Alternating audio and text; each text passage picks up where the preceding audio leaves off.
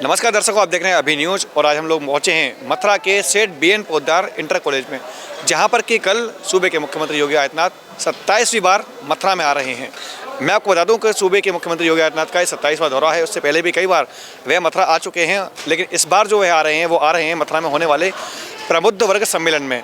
और साथ के साथ में मैं आपको बता दूँ कि आने के साथ ही मथुरा में जो अभी तक कार्य किए गए हैं, जो विकास कार्य किए गए हैं, उनकी समीक्षा भी की जाएगी और साथ में एक यहाँ पर प्रदर्शनी भी लगाई जाएगी। उस प्रदर्शनी में दिखाए जाएंगे मथुरा में हुए जो कार्य।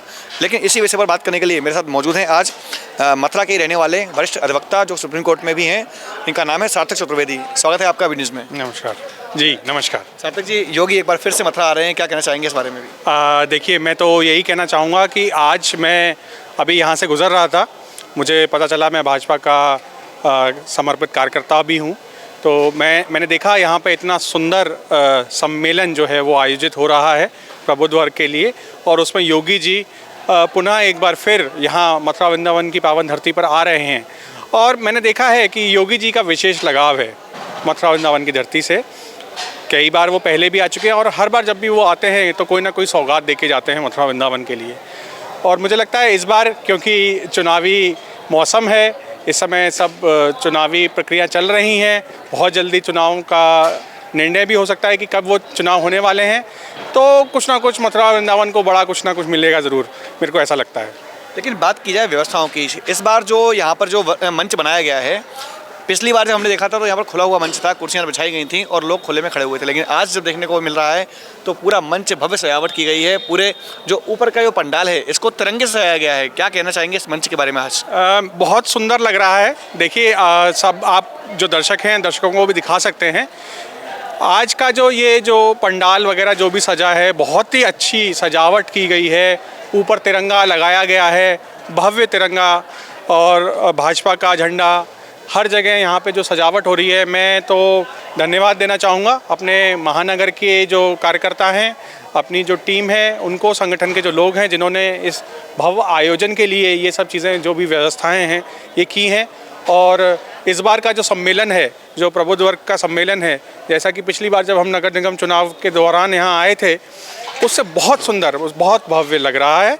और मुझे लगता है, आशा भी है ये कि कल भारी संख्या में लोग यहाँ पर आएंगे योगी जी को सुनने के लिए। योगी जी का जैसे फ़ैन फॉलोइंग है, मैं तो अलग अलग राज्यों में भी जाता हूँ, केरला भी जाता हूँ, मैं तो कर्नाटका भी जाता हूँ, अभी चेन्नई भी होके आया। वहाँ पर भी सब लोग पूछते हैं कि योगी जी आपके कैसे हैं। तो कल यहाँ योगी जी आएंगे, मुझे लगता है लोगों को बहुत अच्छा लगेगा। और जहाँ तक है, बहुत भारी संख्या में लोग यहाँ मौजूद रहेंगे। बात की जाए कि उनके आगमन को लेकर के, तो जैसा कि पहले भी देखा था, जब भी चुनाव आते हैं उससे ठीक पहले योगी का आगमन मथुरा के लोगों को एक नई ऊर्जा जो उनके भाजपा के कार्यकर्ता हैं उनको दे जाता है।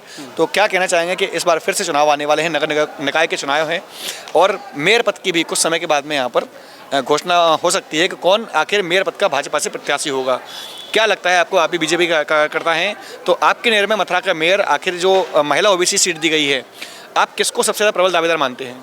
एक बीजेपी कार्यकर्ता होने के नाते पूछता हूँ। देखिए, मैं आपको बताना चाहूँगा कि हमारा जो भी प्रत्याशी होगा वो कमल का फूल होगा, वो कोई भी हो। पर जैसा कि सरकार ने, जैसा कि आप ये देख रहे हैं कि शासन ने ये तय किया है कि इस बार OBC महिला प्रत्याशी को यहाँ से लड़ाया जाएगा, तो मैं मानता हूँ कि हमारी 50% आबादी जो है उसको भी कहीं ना कहीं मौका मिलना चाहिए। इस बार मेयर का उनको दायित्व मिलने वाला है और मेरी तो अग्रिम शुभकामनाएं हैं जो भी महिला प्रत्याशी हों, और जो भी जिस भी OBC वर्ग से, जैसा कि तय हुआ है, तो उस वर्ग से भी अगर आएँ और उनको जीत मिले और मथुरा में एक नया इतिहास रचा जाए उनके द्वारा। बात की जाए, जैसा कि कहा जा रहा है कि मथुरा में जो विकास हुए हैं उसकी प्रदर्शनी भी लगाई जाएगी। आप क्या मानते हैं, मथुरा में आखिर विकास के रूप में हमें क्या क्या सौगातें मिल चुकी हैं अभी तक? देखिए, मैं आपको बताना चाहूँगा कि जब नगर पालिका थी और उसके बाद में नगर निगम क्षेत्र बना, तो कई ऐसी अविकसित कॉलोनियाँ थीं जिनको कि शामिल किया गया। आज आप देखिए कि उन क्षेत्रों का भी विकास होना शुरू हुआ है।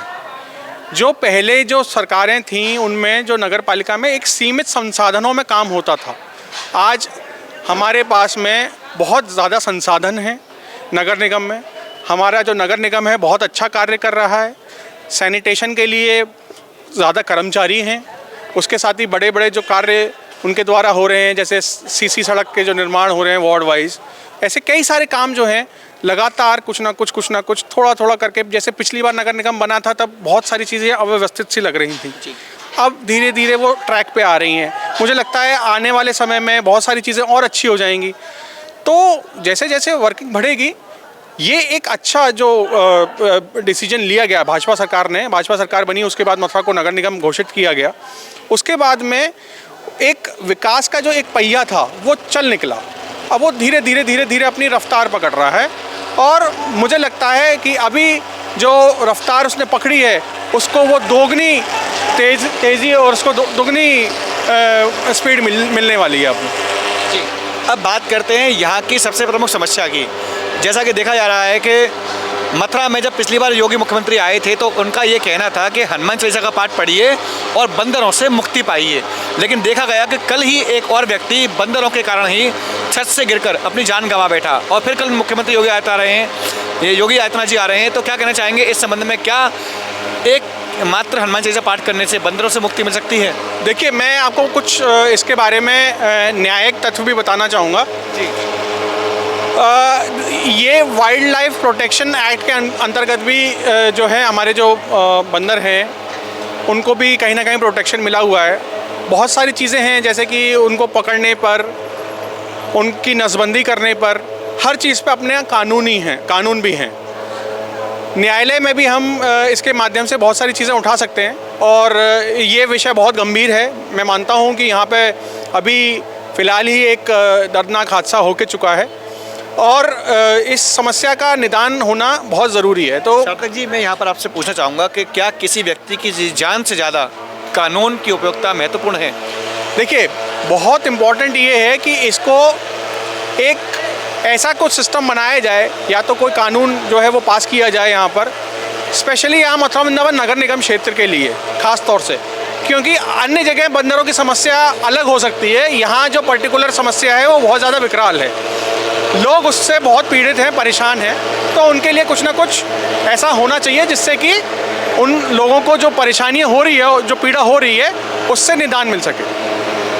देखिए, आज सार्थक चतुर्वेदी से हमारी बहुत सार्थक चर्चा हुई, अन्य विषयों पर चर्चा हुई, साथ के साथ में चर्चा हुई हमारे आने वाले कल मुख्यमंत्री योगी आदित्यनाथ के ऊपर भी, किस प्रकार से वो आ रहे हैं और आकर मथुरा को हो सकता है कुछ और नई सौगातें देकर जाएं। फिलहाल के लिए इतना ही। मैं अपने सहयोगी पवन आनंद के साथ गोपाल चतुर्वेदी, अभी न्यूज़।